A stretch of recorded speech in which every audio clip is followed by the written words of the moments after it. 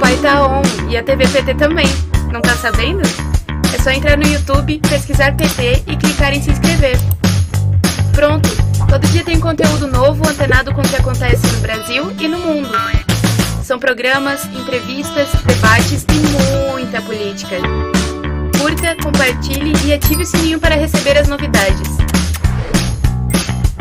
TV PT, em sintonia com o Brasil, em sintonia com você.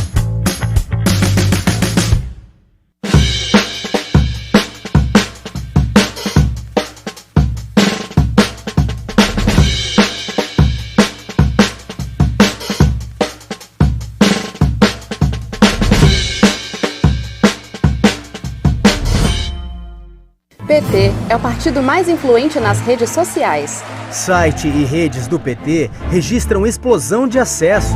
Partido dos Trabalhadores amplia sua força no Telegram. Nos últimos tempos, o PT se aproximou ainda mais do povo brasileiro. Participamos das principais lutas nas ruas. Enfrentamos o descaso de Bolsonaro e fortalecemos nosso partido nas redes. Reforçamos nossos canais e alcançamos o primeiro lugar em engajamento. Ampliamos o nosso WhatsApp e o nosso Telegram. Criamos a Rádio PT, a TV PT, o app do PT, a Casa 13, a plataforma conectado com o Brasil em mais de 1000 cidades e diretórios municipais. E levamos as nossas mensagens para todo o país. E vem mais por aí, a caravana Casa 13 pelo Brasil. São dezenas de oficinas e ferramentas para fortalecer ainda mais o nosso partido. Tem também a nova loja do PT, onde você pode comprar camisetas e outros produtos e mostrar todo o seu orgulho em vestir nossas cores e nossas causas. Se você já conhece os nossos canais, compartilhe. Mas se ainda não segue, conheça a nossa comunicação, divulgue e fique por dentro das novidades do nosso PT. Partido dos Trabalhadores. É o partido da esperança conectado com o Brasil.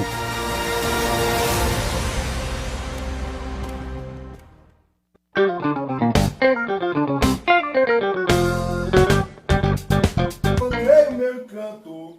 Foi na Bahia que encontrei o meu encanto. Eu não sou da Bahia, sou do Espírito Santo. Eu não sou da Bahia, sou do Espírito Santo.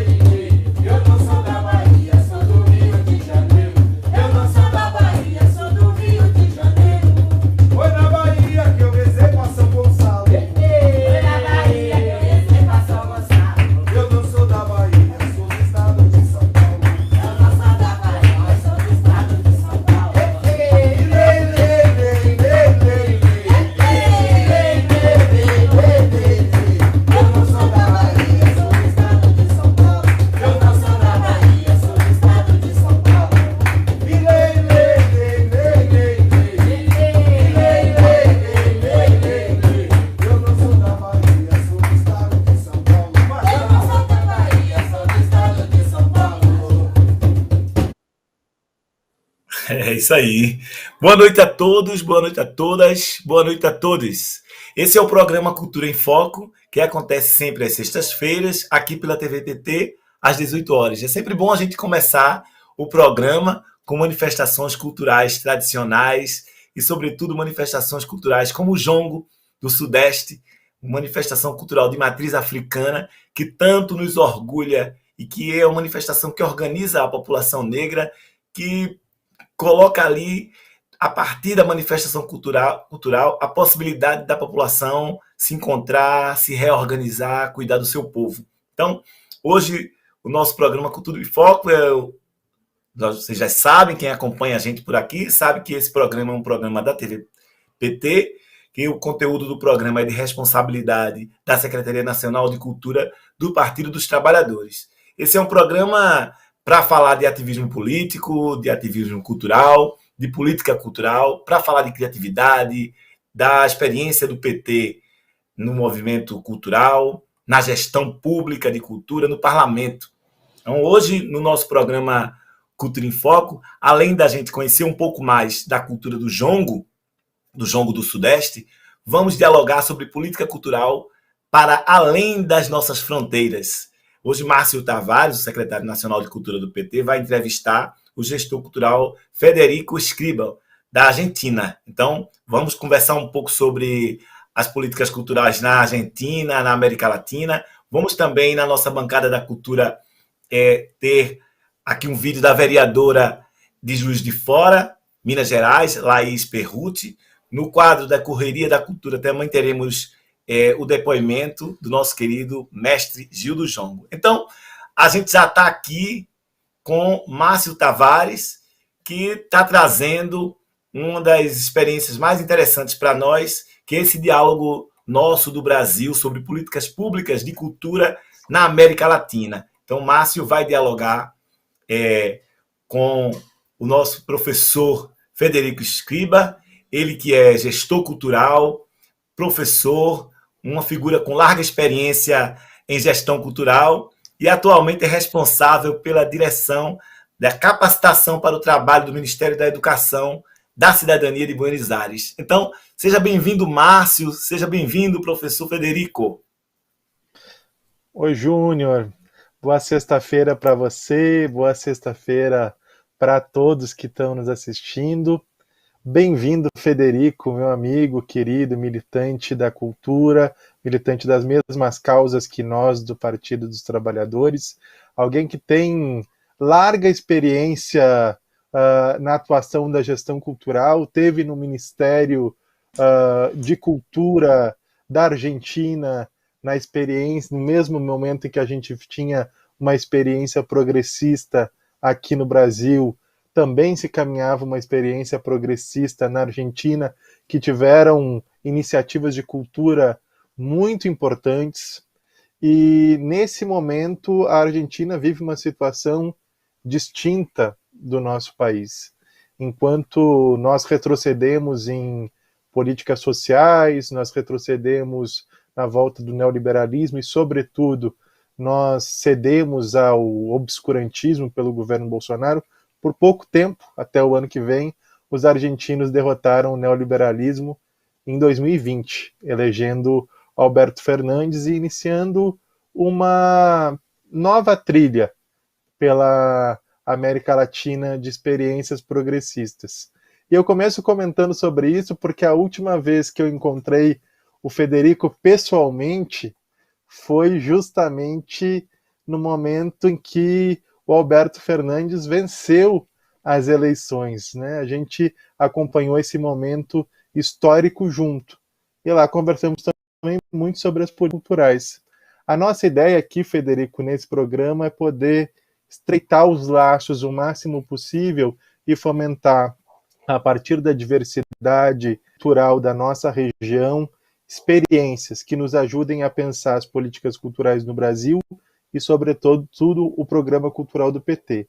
E certamente essa trajetória na Argentina tem muito o que dizer, mas também estudou bastante a nossa experiência aqui como pesquisador. Então, nesse momento que eu te dou as boas-vindas, nós todos aqui muito doloridos no Brasil da situação em que a gente está vivendo também pela condição da pandemia, te pergunto inicialmente, né? Queria que tu comentasse um pouco essa trajetória tua de pesquisa, que tu te dedicou sobre isso, né? Numa breve apresentação, mas também comentar como está sendo esse momento específico da pandemia na Argentina e com relação ao setor cultural, como isso foi vivido por aí.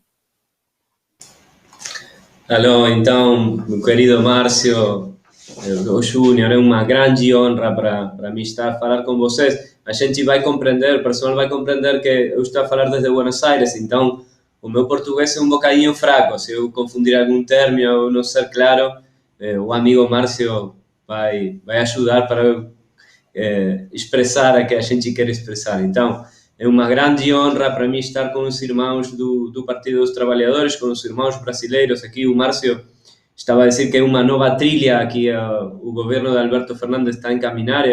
Eu acho que sim, é um novo momento, é uma atualização dos velhos caminhos da independência latino-americana. E, nesse sentido, eu acho que argentinos, brasileiros, o resto da América do Sul, somos irmãos, somos compatriotas, porque a gente comparte pátria. A gente tem sido educado para compreender que ser argentino é ter rivalidade com o Brasil. E a rivalidade é muito boa para o futebol, né? A gente sabe que quando Argentina e Brasil estão a jogar um partido de futebol, é muito excitante, mas temos que ter claro que o nosso objetivo é a integração regional e Perón, o nosso líder histórico, falou há quase 50 anos que a região tem que estar unida. No ano 2000, não? Era, para o Perón, ele falava que o ano 2000 era unidade ou dependência, né? Eu acho que hoje, no século XXI, a disquisição entre integração ou intrascendência.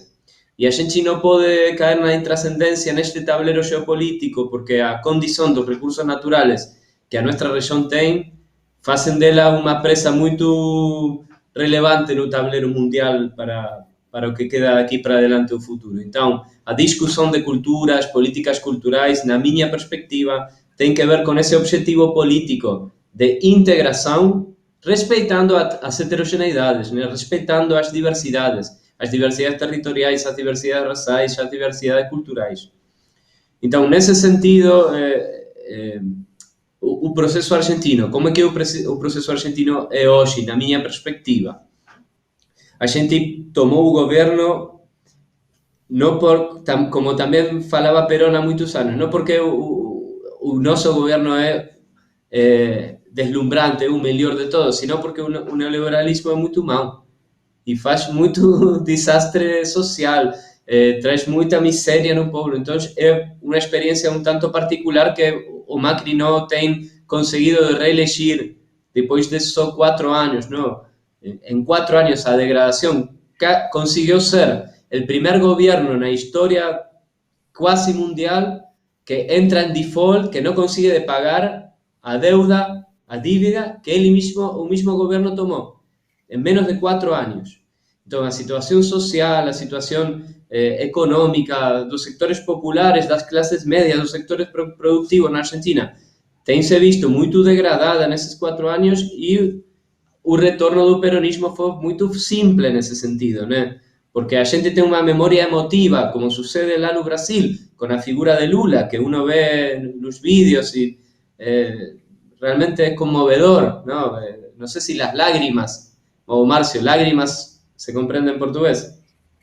Bueno, uno ve a Lula nos videos, ve as movilizações populares, ve os povos marginados, os nordestinos, os quilombolas, as culturas populares que nunca têm sido reconhecidas no relato oficial o relato oficial brasileiro.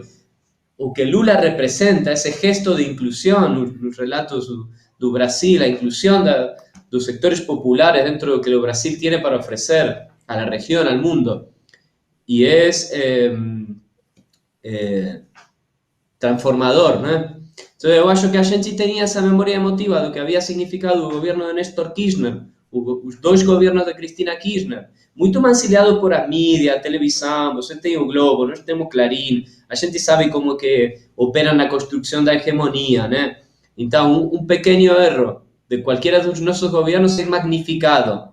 E todo o governo, toda a linha de política, todo o modelo do país que a gente tem, que mais do que uma pessoa que pode se equivocar em algum momento específico ou não, é muito mais relevante do que esos episodios con os que a direita e os medios e os grandes capitais están a construir uma narrativa de degradação dessas políticas, não? Eu acho que o que vocês tuvieron que vivir con un encarcelamiento de Lula é quase impossível de nos dimensionar desde aqui de Argentina.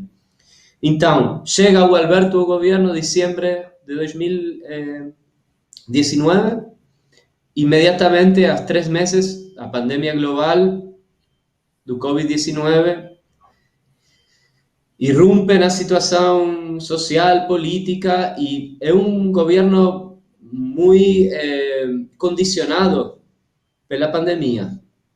Eu acho que a verdadeira potência do governo está ainda por venir e agora temos um passo muito trascendente nas eleições legislativas do meio término. Nesse sentido, como é que está afetado o sector cultural? Y de una manera muy parecida a la que está afectado el sector cultural en todo el mundo y mismo en Brasil. Tenido el gobierno del Estado Nacional políticas de apoyo directo, de transferencia de recursos para los sectores creativos, las organizaciones artísticas, las organizaciones culturales, las organizaciones de base comunitaria que están actuando en la cultura, que ese reconocimiento es en parte por el trabajo que ustedes han hecho en Brasil con la política de cultura viva comunitaria, porque esos sujetos comunitarios tradicionalmente no estuvieron en el relato, no han estado en un relato do que é a cultura oficial na Argentina, né? A cultura oficial na Argentina tem sido tradicionalmente a cultura hegemônica dos sectores aristocráticos, a cultura dos museus, as artes plásticas legitimadas, os grandes escritores, que são parte do nosso patrimônio, são muito importantes para a história argentina. Mas a cultura argentina, do mesmo modo que a cultura brasileira, é muito mais do que isso, não? Vocês com o pontos de cultura, a cultura viva, têm inserido no relato da cultura oficial brasileira todas essas expressões da diversidade cultural, que no caso do Brasil, similar ao que acontece aqui na Argentina, tem uma enorme diversidade. Bueno, o vídeo que vocês projetaram no começo desta sessão é eloquente nesse sentido, fala muito bem nesse sentido, né? Você pode percorrer qualquer estado brasileiro, qualquer cidade brasileira, e vai encontrar expressões culturais, expressões simbólicas que expressam o que cada povo é. Complementário, e aqui é onde, se você me permite, eu gostaria de voltar à ideia original. Eu, por ser de Buenos Aires, não sou menos argentino. Eu sou de Buenos Aires, eu sou muito argentino, e eu sou muito latino-americano, e muito latino-americanista. Nós temos sido treinados para a gente pensar as suas identidades como disruptivas, né? Então, se eu sou argentino, eu tenho que pensar o latino-americano não é o meu. Eu acho que vocês, no caso brasileiro, muito especialmente, né, por a diferença linguística, a história da colonização portuguesa, né? O Brasil tem sido treinado muitos anos para dar a espalda à região. E eu acho que o Lula foi o primeiro presidente na história do Brasil, junto quizá com o Getúlio Vargas, que começou a olhar a região e a pensar, né, Brasil tem que liderar esta região, não sozinho, não só com os interesses brasileiros, mas com os interesses coletivos da região. E nesse sentido, eu acho que a cultura tem um valor diferencial para a gente poder perceber essa condição de compatriota, né, que eu falo, a gente comparte pátria, a pátria é a pátria grande sul-americana, e isso não tem que debilitar o sentido de identidade brasileiro, não tem que limitar o sentido da identidade argentina, por el contrário, a gente tem que compreender essa irmandade, né? Então, Márcio, o que eu estava a relatar é o governo argentino, neste momento, fez uma transferência direta de recursos muito importante para o sector cultural, um sector que no ano 2020 não conseguiu migrar aos entornos digitais que a pandemia e a quarentena obrigaram. A Encuesta Nacional de Cultura de 2020 falou que só de cada 3 projetos e experiências artísticas tem a possibilidade de migrar ao digital. Então, a gente está a falar que a necessidade de digitalizar deixou fora 2 de cada 3 projetos culturais existentes na Argentina ao início de 2020, ao fim de 2019, pero ainda pior, e isso fala muito bem dos efeitos do neoliberalismo no nosso país, no último ano, prévio à pandemia, só 2 de cada 10 trabalhadores da cultura conseguiram ingressos por seu trabalho cultural. Então, a condição estrutural de precarização dos trabalhadores do sector cultural, dos artistas, junto com um sistema simbólico que desestimula as trajetórias vocacionais, né? Quando um argentino quer se dedicar à produção artística, a família vai estar a dizer, pero ¿de qué vas a vivir, né? ¿Cómo come?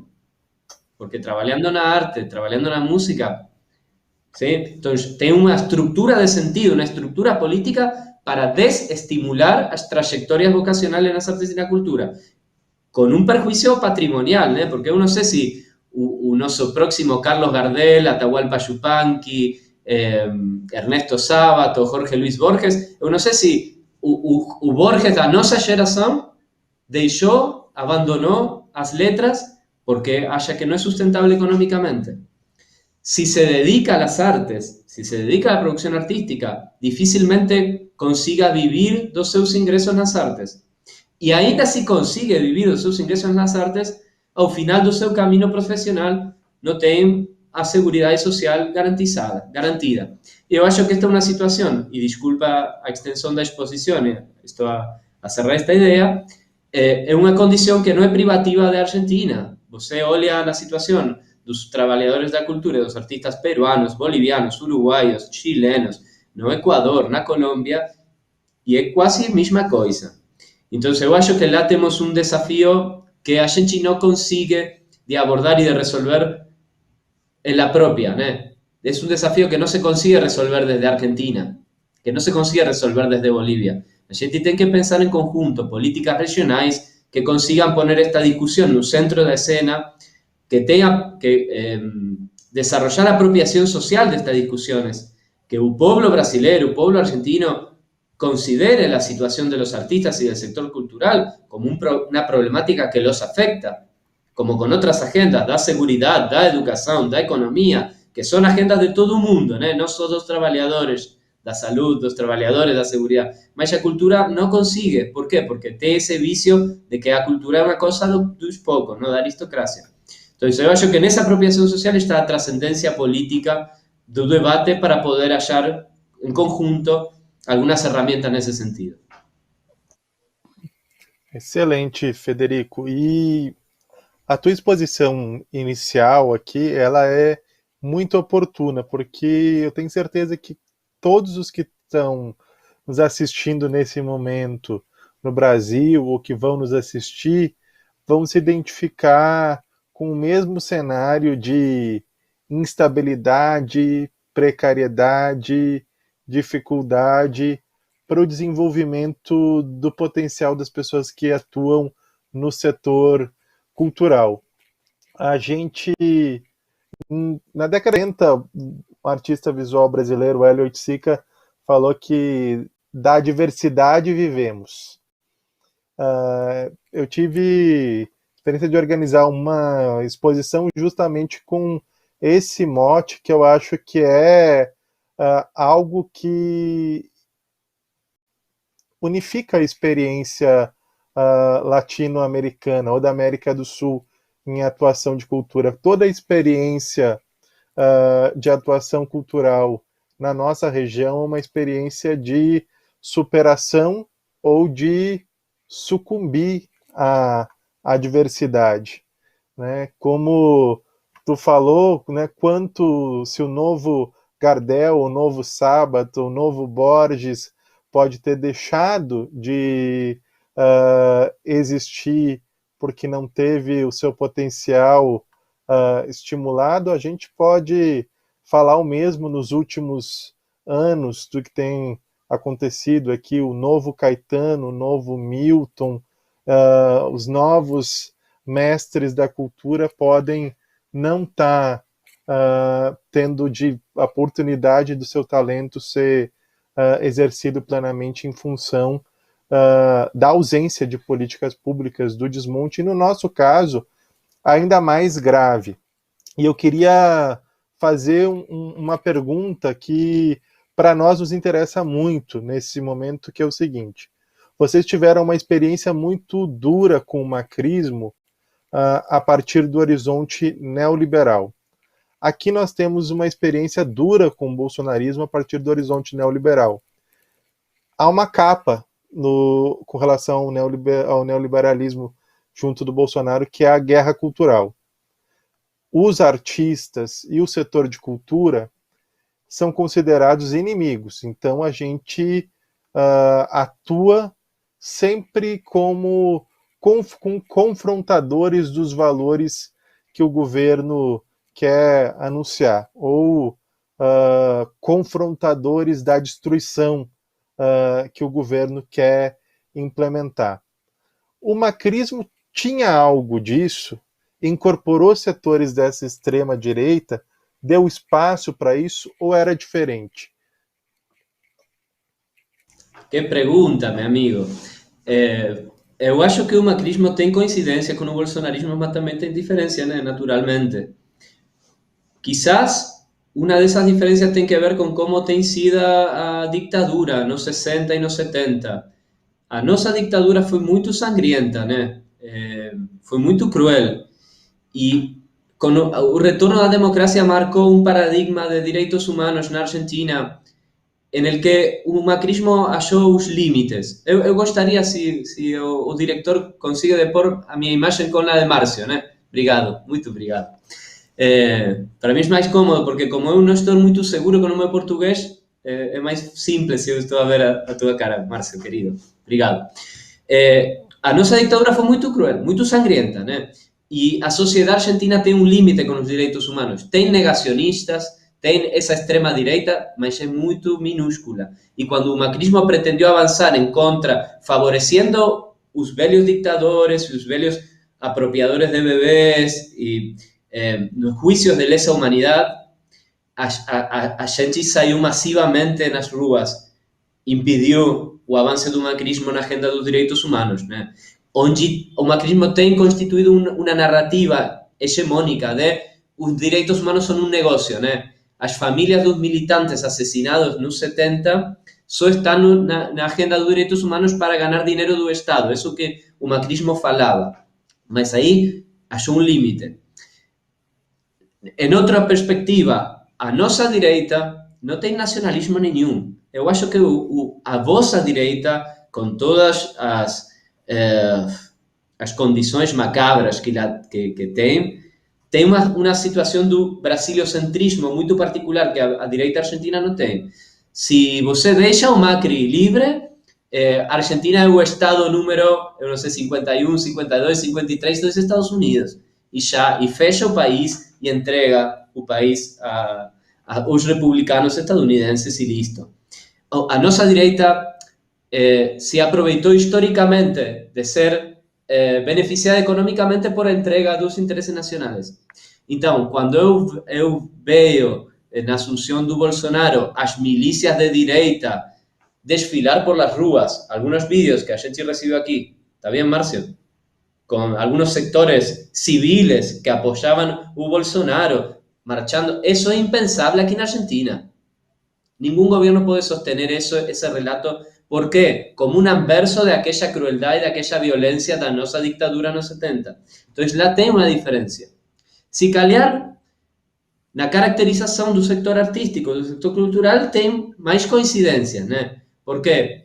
Porque tem intelectuais orgânicos de direita aqui na Argentina, mas conforme o macrismo começou a demonstrar a sua política neoliberal de entrega dos recursos naturais, da soberania nacional, inclusive falando que as Malvinas é um reclamo que não tem sentido, o apoio desses intelectuais orgânicos da direita também começou a diminuir.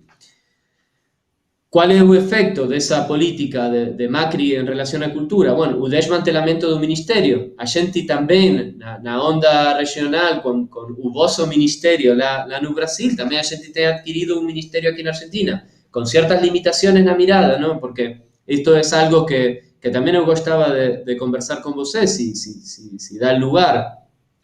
Pero acho que os nossos governos, os governos populares do PT no Brasil, do peronismo na Argentina, do Frente Amplio na Uruguai, aqueles governos do giro esquerdista ou do giro decolonial do princípio do siglo, né? Tem muito clara a agenda social, tem muito clara a agenda econômica de soberania que possibilita a agenda social, porque não há inclusão social sem ter economia, soberania econômica, né? O caso de Evo en Bolivia con la nacionalización del litio, de los recursos naturales. Sin la nacionalización de los recursos naturales, el proceso de Evo no podría ter sido o que o proceso de Evo foi na Bolívia. Mas eu acho que quando chega o momento do cultural é muito mais difícil para os nossos partidos, os nossos movimentos políticos ter claro como é um orden radicalmente opuesto al orden de la hegemonía occidental, patriarcal, blanca, urbana, que é a que representa as nossas direitas. Eu acho que você no Brasil tem avançado muito nesse sentido, né? Ainda hoje, na Argentina, o reconhecimento de que a Argentina tem um passado escravista e tem afro-argentinidade é muito negado em amplos setores da sociedade. Bom, vocês, por o volume do movimento afro-brasileiro, isso é impossível de fazer, né? A gente pode ter outras políticas de disciplinamento e a direita brasileira tem uma grande história nesse sentido. Mas aqui ainda se niega. Se tu eres negro, argentino, no espaço público em Buenos Aires ou em qualquer cidade argentina, os mesmos argentinos vão te perguntar: tu és brasileiro, tu és uruguaio, tu és peruano. Porque no puede ser argentino y negro en nuestros relatos de identidad nacional, de ese nacionalismo belio, monocultural, negador do acervo indígena, que ainda está operando muito forte nas nossas concepções de cultura. E essas concepções de cultura são a partir das quais nós pensamos as políticas culturais, a política da cultura, as políticas públicas para o sector cultural. Então, eu acho que os nossos movimentos têm uma grande responsabilidade, que têm assumido o seu momento histórico da inclusão social das comunidades indígenas, quilombolas, afro-argentinas, né, em toda essa diversidade cultural, mas ainda não conseguiu cambiar o paradigma a partir das quais, de cultura, a partir do qual pensa essas políticas. Não conseguiu gerir um paradigma basado nas racionalidades dessas diversidades historicamente excluídas. Então, eu acho que lá temos um desafio muito interessante. E mesmo nos nossos governos, a gente tem que reconhecer que tem períodos de avanço nas políticas culturais e mesmo dentro dos nossos próprios governos, tem períodos mais conservadores, não? Que reproduzem certas lógicas da cultura e da política cultural, que são aquelas que a gente entende que temos que deixar atrás para conseguir avançar nos nossos projetos democráticos, que son proyectos de integración regional, que son proyectos de democratización y son proyectos de ampliación de sustentación política también. ¿Cuál es otra diferencia que eu acho entre o proceso brasileiro e o proceso argentino? Vocês têm o Lula, e o Lula é, assim como Evo é o primeiro presidente indígena da região, o Lula é o primeiro presidente trabalhador do movimento obrero organizado, nordestino, né? Lula é muito parecido aos votantes de Lula, aos sectores populares de Brasil. Então, a diversidade é um debate, é um enfoque muito necessário, mas os nossos projetos políticos também têm que se debatir internamente em que ponto a diversidade está sendo politicamente incluída e hasta que ponto os velhos sectores com ideias novas estão assumindo una representación de sectores que no quieren ser representados, que quieren representarse a sí mismos. Eu acho que lá temos uma discussão pendente e agradeço muito o espaço para poder conversar com compatriotas brasileiros destas questões, né? O governo do Macri foi nefasto na cultura. O chefe de gabinete de Macri, que foi Marcos Peña, um rapaz de nossa geração, 40 anos, ele falou que o pensamento crítico tem que ser abandonado, que não tem sentido ter pensamento crítico. Oficialmente falou isso. Então, são grupos dirigenciais, os grupos das direitas regionais, que são profundamente irrespetuosos da cultura, não solamente de nossas culturas diversas, populares, sino mesmo da ideia das culturas letradas que esses sectores tinham no século XIX e durante o século XX, não? Que vocês sabem, são dirigentes de direita, defendem os seus interesses, são interesses excluyentes das maiorias populares, mas tem formação, tem leitura, tem aquela velha ideia da cultura, né? Estas de hoje são profundamente desconocedoras. Eu não sei se funciona no português, mas aqui diríamos bruta. Ignorante. Bruta. Ignorante. Né? Então, é muito simples para nós que os artistas e o sector cultural aderir aos nossos movimentos, aos nossos projetos. Mas a discussão, eu acho, como fazemos melhor aquilo que hicimos bem, que avançou, porque a região avançou, insisto, a vossa política cultura viva comunitária, a ideia de pontos de cultura, a pregnância do programa Pontos de Cultura no resto da região, a recomendação do 2011 da Comissão de Cultura, de Diversidade Cultural do Mercosul, para os outros países da região adoptaram uma política como pontos de cultura, mesmo que depois as políticas em cada país tenham sido quizás um bocadinho mais fracas ou limitadas em outros sentidos, mas a realidade que uma política pensada no Brasil tem sido reproduzida no resto da região, é aí onde a integração acontece. A integração não acontece por falar de integração. A integração acontece quando você, Márcio, vem aqui para vivenciar a Assunção do Alberto. Eu tive a sorte de participar de um seminário na Casa de Rui Barbosa, no dia que o Bolsonaro tem eliminado a Secretaria Nacional de Cultura. E a gente tomou em Rio de Janeiro a Secretaria Nacional de Cultura, não?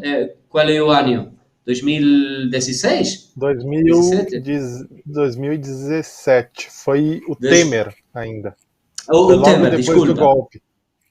O Temer depois do golpe, né? Acaba no primeiro decreto, se eu não me equivoco. Primeiro decreto, 2016. Muitas coisas, entre essas a Secretaria Nacional de Cultura, mas qual foi a secretaria tomada por os artistas? A de Cultura, não foram as outras, né? E eu tive a possibilidade de estar com a minha companheira, com Ana, essa noite lá, e dessa presença, esta conversação está teniendo lugar hoje. Porque la integración acontece cuando le ponemos el cuerpo a la integración, no cuando falamos de integración. E eu acho que o desafío estratégico da cultura nos nossos países hoje é de promover a integração regional. E para promover a integração regional, os nossos povos têm que se reconhecer irmãos. Esse é o desafio da cultura hoje. Esse tem que ser o objetivo estratégico do Plano Nacional da Cultura. Porque sem integração, vamos a estar presos dos interesses globais. Hoje, os actores globais e os capitais transnacionais são mesmo mais poderosos do que a maioria dos estados, né? Então, a gente tem que se preparar para os desafios de hoje, não os desafios do século XX, que tem que ser estudiados historicamente, tem muito para aprender de lá, né? Federico, desculpa, Márcia, disse a paixão. Não, tá ótimo, foi excelente. E você falou do abraço lá ao Capanema, que é o edifício sede do Ministério da Cultura, da Funarte, no Rio de Janeiro.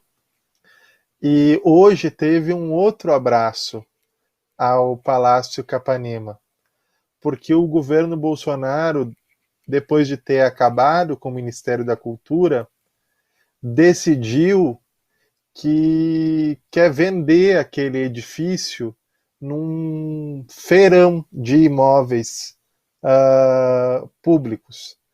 Aquele edifício é um marco do modernismo mundial. As políticas culturais no Brasil foram pensadas a partir daquele prédio, né? Ali estavam Mário de Andrade, Rodrigo de Melo Franco, todos esses próceres que a gente aqui comemora quando a gente fala de política cultural, né? Quando a gente fala da ideia de patrimônio cultural, de patrimônio histórico, por onde essa trilha de 80 anos começou, foi justamente naquele edifício do Abraço de 2016.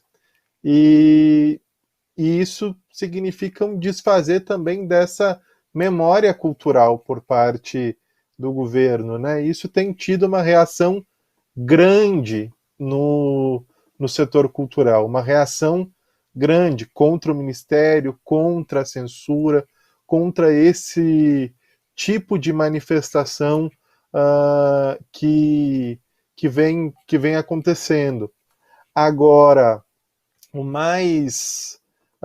o que me parece mais interessante para a gente pensar para o horizonte de futuro é justamente retomar um pouco essa ideia de uma trilha de integração, por onde ela se manifesta. A gente compartilha políticas, como você comentou a respeito da experiência dos pontos de cultura, né? A gente recebeu muita influência aqui no Brasil da política de livro, leitura e literatura desenvolvidas na Colômbia, naquele momento, do que vinha sendo a experiência das bibliotecas parque, surgiram, como você disse, mais fracas do que lá, mas surgiram experiências aqui e ali, houve esse intercâmbio, mas me parece que sempre são coisas que a gente vai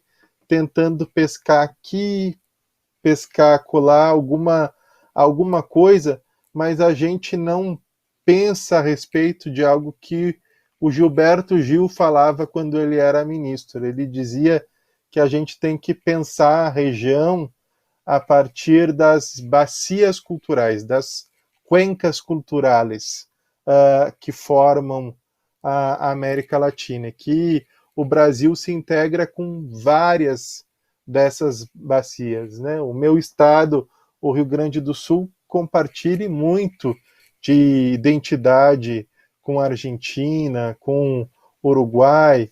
A região amazônica compartilha muito a mesma identidade com os povos amazônicos que estão naquela região, que também não há políticas de integração. O mesmo acontece em outras regiões. A gente não conseguiu desenvolver uma política, talvez até mesmo por não ter conseguido de fato incorporar o que tu comenta, a diversidade como um elemento estruturante de um potencial de criação, de transformação política. A gente ainda ficou no paradigma do reconhecimento. E isso não foi pouco, isso foi muito para um país como o Brasil.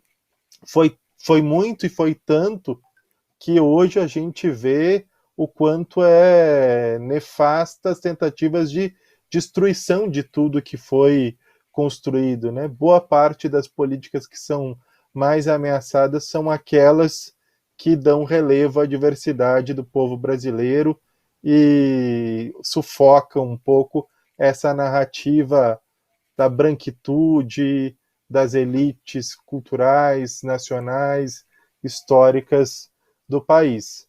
E esse é um processo de desigualdades que a gente compartilha. Mas integração efetiva é construir política e também é construir experiência. Como tu vê que é possível? Por onde você acha que a gente deve caminhar na construção real de um paradigma de integração, não só de políticas culturais, mas de experiências e vivências culturais para fortalecer a ideia de região e escapar do paradigma da dependência que o Perón falava e da intranscendência que tu comentou no comecinho aqui da nossa conversa? No primeiro lugar, Márcio, a gente tem que se solidarizar com vocês por o que você está a contar desse edifício histórico, né? Que o Bolsonaro quer vender. e mesmo por os incêndios da Cinemateca e do Museu Histórico, que são uma perda patrimonial muito relevante para os latino-americanos tudo, né? Eu puse muito angustiado quando eu conhecia as duas notícias. E a gente tem que pensar mesmo os vínculos dos governos de direita com o fogo como instrumento para também contribuir a essa desmemória histórica, não? A interrupção da memória histórica é um objetivo da política cultural da direita. É um objetivo tácito, eles não vão falar disso, né? Porque não podem falar disso, mas são sistemáticos nesse sentido. Como são sistemáticos na introdução do medo e da desconfiança, porque são as melhores ferramentas para a disgregação social, não? Se eu estou a desconfiar do meu vecino, eu não vou organizar com ele as lutas do meu bairro, não? Da minha comarca. Então, eu acho que nós lá temos uma hoja de ruta. Todo o que contribui a fortalecer a memória histórica é relevante para nós. Eu estava a pensar, quando eu te escutava, eu ouvia a Márcio falar, e atrás tem esses livros. Eu tenho aqui uma parte da biblioteca que eu heredei do meu pai. Eu acho que o único que eu logrei heredar do meu pai são livros. E não está nada mal isso. E entre os livros que heredé muitos livros do Jorge Amado. E nos 38 anos que tenho, 38 anos que eu tenho leído Jorge Amado. Hoje depois um par de anos não, e eu conheço, eu estou minimamente familiarizado com a opressão racial, a opressão laboral no sertão, graças ao Jorge Amado. Por quê? Porque esse livro está em minha biblioteca. Mas hoje a gente não sabe o que está acontecendo em Brasil. Nos 70, os vossos músicos da Bossa Nova veniam aqui, o disco da Fusa, né? Muito histórico aqui. A música brasileira nos 70, nos 80, foi muito relevante na região e na Argentina, e especialmente em Buenos Aires, né? Mas hoje a gente não sabe o que está acontecendo em Brasil. E isso é um triunfo, é uma vitória da direita. Porque se eu não sei, é muito falado que ninguém pode amar aquilo que não conhece, né? Se eu não estou a saber nada de você, como que eu pretendo que o meu vecino, que o meu irmão, considere o brasileiro o seu irmão? Como é que o meu filho conhece o Neymar, o Dani Alves e 1000 jogadores brasileiros, mas não conseguimos que com o Dani Alves, o Neymar, ele conheça o Jorge Amado? Por falar do Jorge Amado, né? Porque no nome de Jorge Amado estou a falar de todos os hacedores culturais brasileiros, que quando estão a fazer a cultura popular brasileira também estão a falar do povo brasileiro, das suas significações, das suas lutas. Então eu acho que o primeiro que a gente tem que trabalhar, né? Porque aqui o que está a faltar é muito trabalho da nossa parte, dos militantes, dos ativistas políticos, dos ativistas populares, na difusão, esse reconhecimento que você falou, que por parte do Estado tem que transcender, mas os militantes populares temos que, eu, Federico, tenho que dar a conhecer o Jorge Amado aos meus colegas. Eu não estou a fazer o suficiente, né? Nós temos que difundir os nossos legados artísticos, culturais, o movimento antropófago, eu mesmo sou um grande desconhecedor da cultura popular brasileira e da cultura popular peruana. E por quê? Porque é a minha culpa personal, do Federico. Não, temos um sistema político instrumentado, estruturado, para que a gente não se conheça, para que a gente não conheça as produções culturais, mesmo da Argentina. Aqui, tu vives em Buenos Aires, tem 24 províncias, 24 estados. Puedes vivir toda tu vida sin escuchar música, ni leer un libro, ni conocer una película de ninguna provincia. Por quê? Porque o sistema, e hoje com as grandes plataformas digitais e os algoritmos, ainda pior, né? Netflix, a Disney é mais grande do PIB argentino, e ela está a determinar que os nossos filhos veem, que nós ouvimos. Bom, a gente tem que trabalhar no sentido contrário a isso. Não, com certeza, e eu acho que uma das coisas que nos falta, eu lembro que quando a gente estava no governo, a gente já está com um tempo aqui estourando, né, Júnior? Mas lembro quando estava no governo do estado do Rio Grande do Sul, o Tarso era o governador e a gente começou a fazer uma política que existia nos anos 90 em Porto Alegre, foi com o Uruguai, que era a Semana do Uruguai no Rio Grande do Sul e a Semana do Rio Grande do Sul no Uruguai. Então a gente levava gente de todas as áreas para Montevidéu, para outras cidades, e eles traziam no mesmo ano. Esse intercâmbio me parece que faz falta. Festivais de culturas populares, festivais de música, de teatro, grandes festivais de cinema, de novo, latino-americanos, voltados para isso, a gente precisa se conhecer. Eu tenho certeza de que essa conversa aqui vai nos animar a pensar no programa de governo que a gente precisa construir para o presidente Lula, né, Júnior? Que seja um programa para além do legado, para além do que a gente construiu e que comece a vislumbrar a região, que comece a vislumbrar a gente como latino-americanos, como brasileiros que estão partilhando do mesmo espaço com companheiros de viagem que falam outra língua, mas estão vivendo as mesmas experiências que nós. O Márcio, eu só atrapalhando vocês aqui, já me botaram aqui na tela. Eu também queria eu queria muito fazer pergunta, porque acho que foi muito rico esse encontro aqui com o Federico, sabe?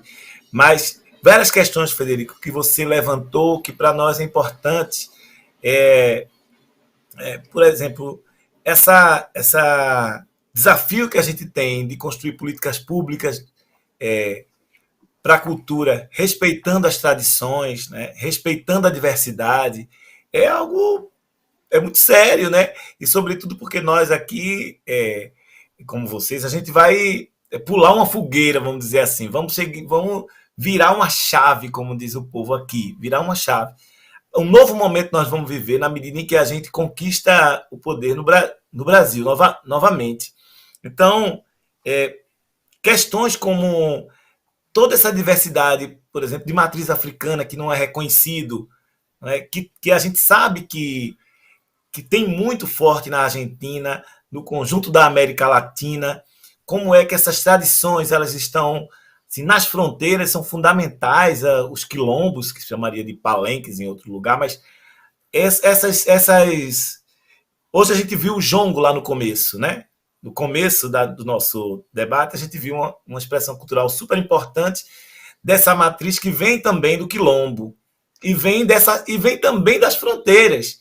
Então, o desafio que a gente tem para vencer o que a gente tem seriamente, que é o racismo sistêmico, que atrapalha o conjunto das políticas públicas, é um negócio muito sério. Eu queria tanto ouvir de você sobre isso, mas tinha uma questão ainda que na conversa, que é a burocracia pública. Hoje de manhã eu estava lendo sobre umas coisas de política cultural, Marilena Chauí trata essa questão de forma muito séria aqui, quando ela vai discutir com a gente a construção das políticas públicas culturais a partir de São Paulo e depois para o Brasil inteiro, tratando como é que essa burocracia pública ela não está a serviço da população. Na verdade, eu até peguei um trecho aqui, eu queria ver aqui essa... Então, é isso. A burocracia ela opera na manutenção do status quo, né? Na manutenção de quem já está no poder, na manutenção das hierarquias culturais e do capital. O neoliberalismo se alimenta também disso. Então, será que a gente podia encerrar esse processo, Márcio, me metendo aqui, com você comentando sobre essas duas questões, essas tradições culturais e essa, como desafio, né, e vencer a burocracia. Como a gente vencer essa burocracia pública para construir uma política cultural efetiva? Eu adorei o Júnior quando eu ouvi ele apresentar, mas agora ele me faz uma pergunta que é impossível de responder, né? Sim, Júnior, eu coincido, né? Mas antes de vencer a burocracia, que eu acho que qual é a minha preocupação prévia a isso. O famoso Zygmunt Bauman tem um livro que acho que é do ano 2000, Na Procura da Política. É um livro pequeno, que não é do mais conhecido dele, que ele se pergunta, né? No momento que formalmente os povos têm garantido a maior quantidade de direitos da história, né? Porque em nenhum momento como hoje tem tanto papel firmado que diz que os povos têm direito a isto, direito a aquilo. É um momento que os povos e os movimentos populares encontram um piso na sua expectativa da transformação. Então, esse desencanto, o que faz? Que cada organização, cada indivíduo vai procurar resolver o que é seu, né? O âmbito de incidência fica muito pequeno, então eu resolvo o meu problema e os grandes problemas da humanidade ficam muito longe e não dá para nós trabalhar por eles. Isso é o que o Zygmunt Bauman diz nesse livro dos anos 2000. E eu acho que isso tem afetado, ao menos na Argentina, a potência política do sector artístico, que é muito grande, do sector cultural, que é muito potente, mas o sector cultural não reconhece essa potência, não consegue se articular, de se organizar para dar essas discussões políticas. Então, o que acontece aqui na Argentina? As políticas culturais federais, historicamente, são muito fracas, estão desfinanciadas, não dão conta dos problemas reais dos hacedores culturais, da diversidade cultural, dos patrimônios, das tradições. Então, os bailarines procuram o Instituto da Dança. Os artistas plásticos procuram o Instituto das Artes Plásticas. Então, o Estado cada vez se fragmenta mais em pequenos âmbitos, que são muito corporativos, né? Porque se eu consigo o Instituto do Márcio e Federico, vai fazer uma política para Márcio e para Federico, não para o povo brasileiro e o povo argentino. Tem um pesquisador argentino chamado Rubens Vallardo, que tem escrito um artigo neste sentido, na última edição da revista do Itaú Cultural, que eu aconselho a leitura desse artigo, porque fala disto, como cada linguagem artístico, cada disciplina está na procura da solução do seu problema particular. Quando a cultura não é um problema de um sector, a cultura é um direito cultural do povo brasileiro, do povo argentino, dos povos latino-americanos. Então, a política cultural não é para bailarines, não é para artistas plásticos, que naturalmente tem que ser reconhecido no seu trabalho de uma maneira diferencial, sistemática, acabando a precarização laboral. Ninguém me está a falar que isso não tem que passar. Isso é o primeiro passo, mas a política cultural não pode acabar lá. Isso é o começo, não é o final. Então, eu acho, como a gente já falou, a burocracia tem que reconhecer-se parte dessas lutas históricas, desses processos de memória histórica, porque o Estado está desenhado, está estruturado para dar resposta aos desafios do século XIX e do século XX.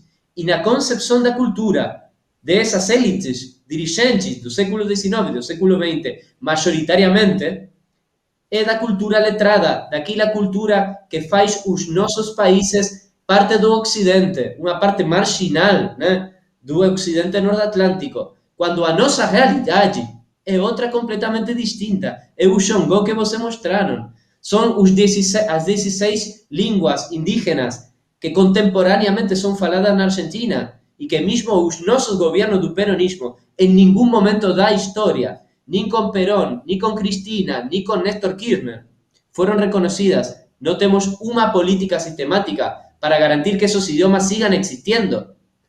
Eu tenho o meu filho, Leão, que Márcio conhece, tem 10 anos. Tenho a Fara também, que tem 2 anos e meio.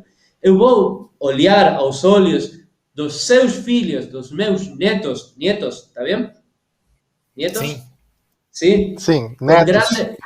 Com gran vergonha, porque eu sei que quando eu ser velhinho, já não vão ser 16 idiomas, vão ser 14, ou 12, ou 10, ou 8, mas não vão ser 16, porque a minha geração não conseguiu articular as políticas para que as comunidades indígenas puedan sostener su lengua, puedan sostener sus prácticas. Y yo acho que este es un debate que los movimientos populares tienen que asumir de una vez por todas, finalmente. No alcanza con la inclusión económica de las mayorías populares, que tienen que ser incluidas económicamente, tienen que ser respetadas. No alcanza. A diversidad cultural tiene que ser parte constitutiva de un nuevo relato, de una nueva narrativa das nossas nacionalidades.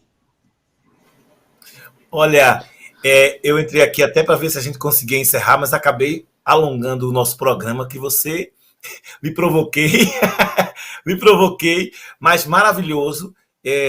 Eu queria assim agradecer a sua presença, agradecer Márcio por ter trazido você, Federico, aqui para o nosso programa. E eu acho que fica aí um gostinho de quero mais, né? A gente tem que fazer outros momentos, conversar com essa América Latina, Márcio Tavares. Vamos. Não, a gente vai voltar com essa conversa. Eu quero agradecer o Federico, obrigado por você estar aqui.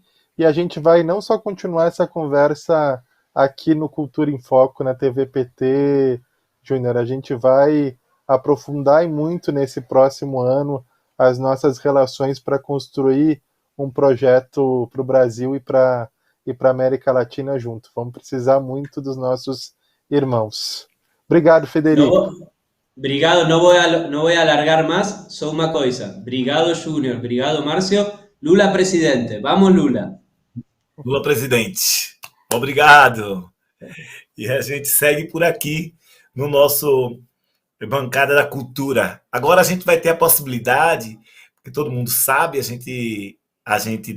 o PT tem uma bancada importante, um conjunto de deputados, senadores, vereadores, que formam a bancada do PT nas câmaras de vereadores, no Congresso Nacional, nas Assembleias Legislativas, e para a gente da cultura, eles formam a bancada da cultura. E aqui a gente criou um quadro para que a gente tivesse a oportunidade de conhecer as experiências de nossos parlamentares, nossas parlamentares. Hoje, a gente vai ter a grata satisfação de assistir um vídeo da vereadora de Juiz de Fora, em Minas Gerais, que chama Laís Perruti. É uma feminista super importante na luta das mulheres, que forma aqui a nossa bancada da cultura. Vamos assistir o vídeo de Laís Perruti.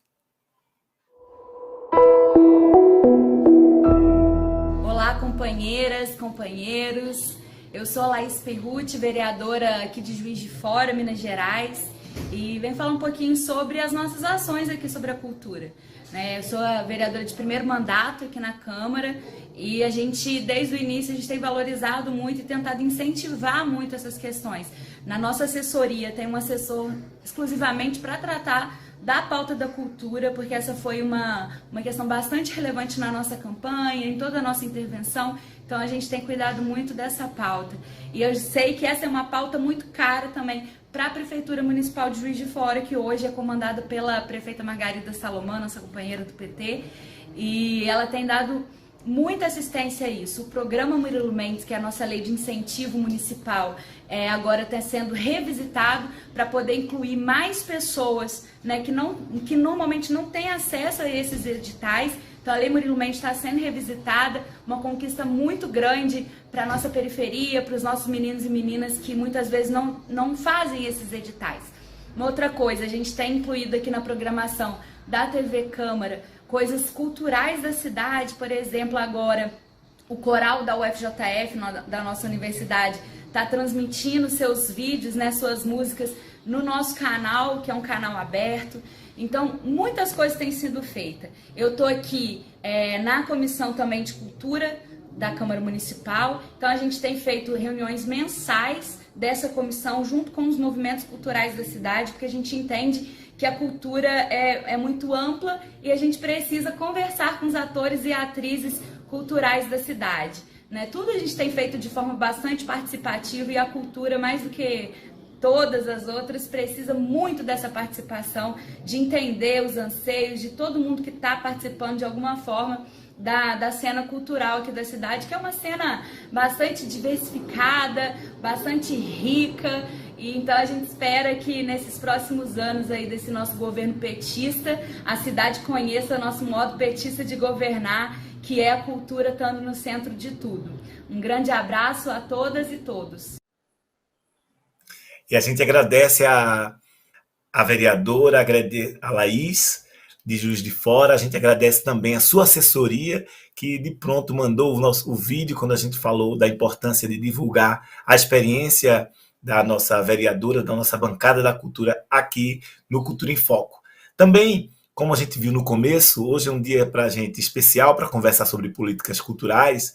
E nesse sentido, a gente tem aqui a alegria de, num quadro que a gente chama de Correria do Dia, onde a gente está conhecendo muito do que estão fazendo os ativistas da cultura e os militantes da cultura, os gestores e os mestres da nossa cultura no dia a dia, vencendo o problema que a gente vive atualmente, que é a dificuldade com a pandemia, a dificuldade de não ter políticas culturais consistentes em determinados lugares do país e, sobretudo, no âmbito nacional, com o governo Bolsonaro, que tem desconstruído a política pública de cultura e acabou com o Ministério da Cultura. Então, a nossa cultura popular resiste, a nossa cultura negra resiste, e a gente vai assistir aqui com alegria, conhecer um pouco desse povo que sempre lutou, que é o povo do jongo, que se organiza a comunidade, que trabalha na inclusão social, o Jongo do Sudeste, com o mestre Gil do Jongo.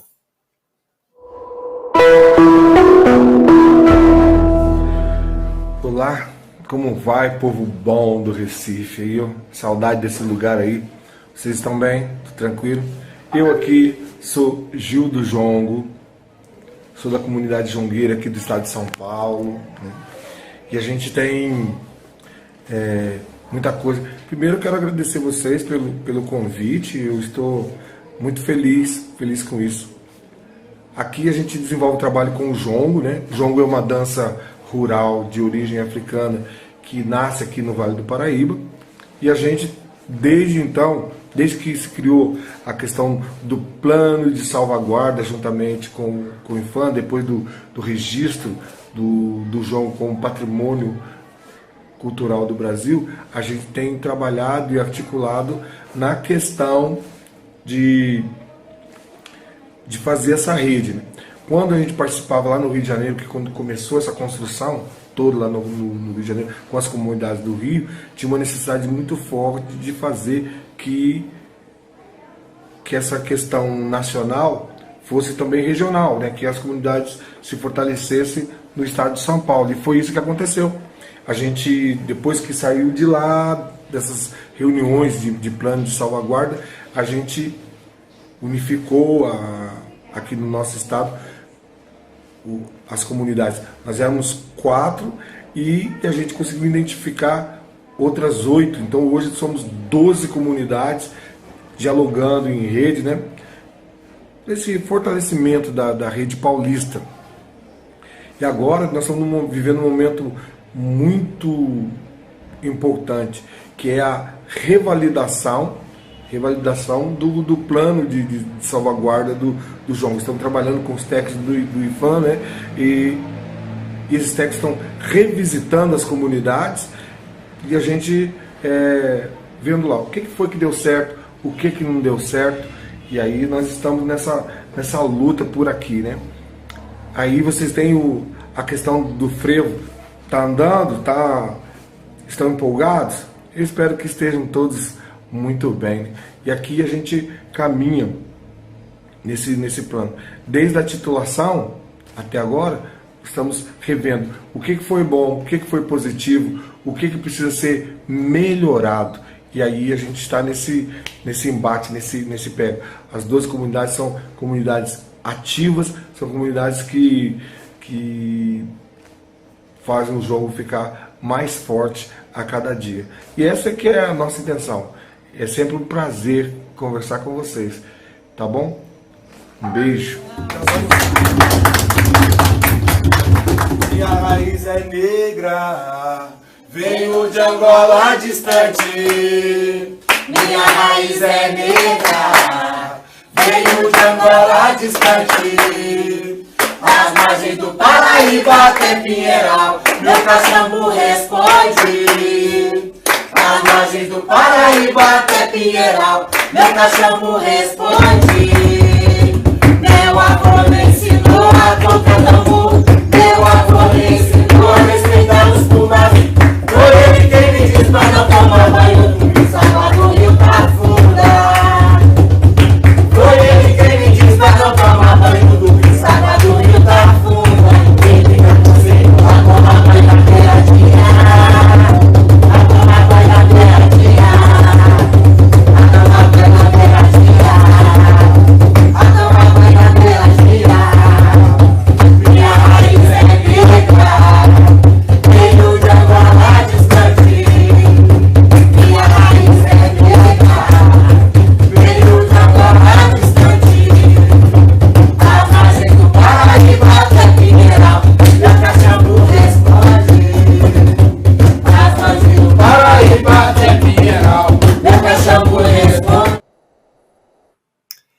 Então, o jongo é uma dessas diversas manifestações culturais que foram reconhecidas como patrimônio nacional brasileiro. Então, o frevo, o maracatu, a capoeira, o ofício do acarajé, o samba do recôncavo, são várias as manifestações culturais brasileiras e afro-brasileiras que foram reconhecidas como patrimônio nacional e que estão num processo importante de discussão e validação do seu plano de salvaguarda.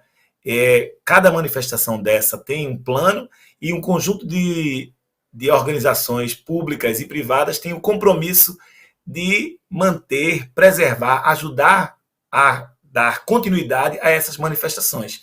Então, nós temos aí um desafio para discutir política pública de salvaguarda, a exemplo do jongo brasileiro, do jongo do Sudeste. E agradecer aqui, então, ao mestre Gil do jongo do Piquete, naquela cidade bonita, lá no nosso Sudeste, importantíssimo, São Paulo, que não é só pedra e cal. São Paulo também tem um conjunto de manifestações culturais e que falam para o Brasil, como é o caso do jongo. Então, agradecer a Gil do Jongo pela sua contribuição aqui para nós.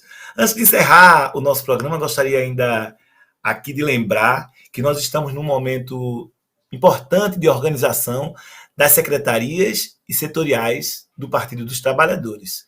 É fundamental para participar desse processo que cada um, cada uma estejam credenciados. Então, nesse sentido, importante que você vá no site do PT, acesse lá o que a gente chama, um linkzinho que tem chamado Área PT no site do partido e se credencie para participar dos encontros setoriais. Os encontros setoriais de cultura nos seus estados e no âmbito nacional também. Então, também o que a gente recomenda é que compartilhem o calendário, ajude a divulgar o trabalho das secretarias e setoriais do Partido dos Trabalhadores. É fundamental o nosso envolvimento na construção da Secretaria Nacional e Local de Cultura do Partido, para a transformação social, para a vida melhor, para a vida digna para todos. Então, encerrar aqui o nosso programa, dizer que nos encontraremos por aqui todas as sextas-feiras. Nós estamos aqui sempre às 18 horas no Cultura em Foco. Acompanhe também o restante da nossa programação na TV PT. Curtir, compartilhar é fundamental. Até a próxima sexta.